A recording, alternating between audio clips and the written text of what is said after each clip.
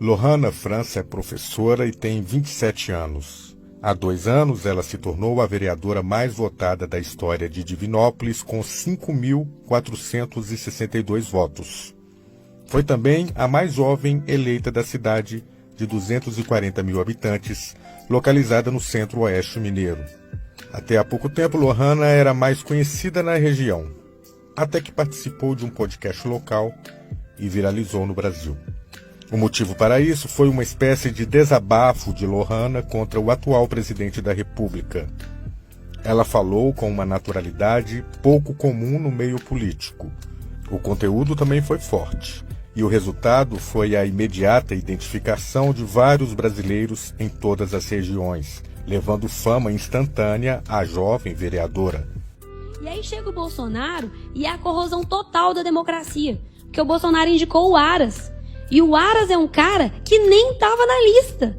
Os próprios procuradores não entendem ele como alguém competente para chefiar a Procuradoria-Geral da República. Mas é um cara que não deixa abrir uma investigação contra o Bolsonaro. É um cenário muito parecido com o que a gente vivia na época do Fernando Henrique Cardoso, porque naquela época a gente tinha, se eu não me engano, o nome dele é Geraldo Brindeiro. O apelido dele era Engavetador-Geral da República. Ele não deixava abrir uma investigação contra o Fernando Henrique Cardoso. Nós tivemos grandes escândalos de corrupção, Sudam, Sudene, e nada foi pra frente. Nada. Por quê? Porque não se abria investigação. No governo do PT, o Ministério Público teve autonomia para trabalhar, e por isso a corrupção apareceu.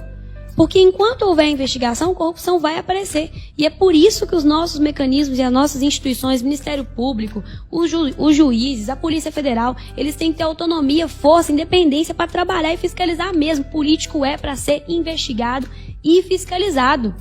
E só tem medo disso quem faz coisa errada. Só tem medo disso quem faz coisa errada. Hoje a gente está num cenário em que o Bolsonaro admite publicamente que troca chefe da Polícia Federal porque está investigando o filho dele. Como que as pessoas que defendem o fim da corrupção apoiam um cara desse? Quando ele assumiu como presidente, a primeira coisa que ele fez foi exonerar o servidor do IBAMA, que multou ele por causa de pesca ilegal. Como que alguém que defende o fim da corrupção apoia um cara desses? Ele corroeu a Polícia Federal, ele troca delegados da Polícia Federal a bel prazer, à medida que essas pessoas investigam pessoas próximas a ele.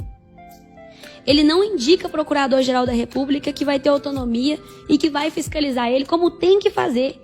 Ele só indica gente que vai falar amém, presidente. Parabéns, presidente. Então, na verdade, não é que a corrupção acabou no Brasil. É que a corrupção não aparece mais, porque ela não é investigada. É o governo que mais coloca sigilo de 100 anos. Tem sigilo de 100 anos até sobre o cartão de vacina do presidente. Quando o Bolsonaro era candidato, Guilherme, ele falou que ele ia abrir os gastos do cartão corporativo. Você lembra disso, Flaviano? Ele falou que ele ia abrir os gastos do cartão corporativo. E, ao contrário, ele é o presidente que mais gasta no cartão corporativo. A gente banca férias milionárias pro Bolsonaro. Já pensou se fosse no governo do PT? Já pensou se fosse a Lohana prefeito do PV? A verdade é que a indignação dessas pessoas é seletiva.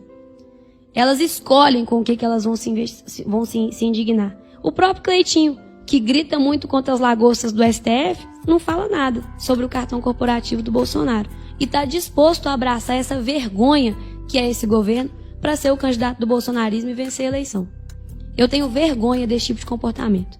É um cara que troca investigador para não ter problema. É um cara que se comporta como um moleque e que está corroendo as instituições brasileiras. Eu não sou lulista, eu não sou uma pessoa que ama o Lula, mas eu entendo que essa é uma discussão entre a democracia e entre a corrosão da democracia. Bolsonaro está rasgando a Constituição. É uma PEC atrás da outra, porque eles estão rasgando a Constituição. Toda vez que a gente tem uma PEC, a gente está mexendo na Constituição. Eu não sei se as pessoas que veem isso entendem o tanto que isso é sério.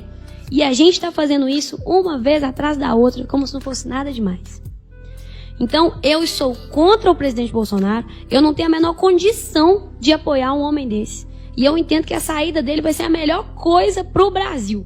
Entre quem entrar. Podia entrar o Dória, que ia ser melhor que o Bolsonaro. Uai, seu app de vídeos curtos.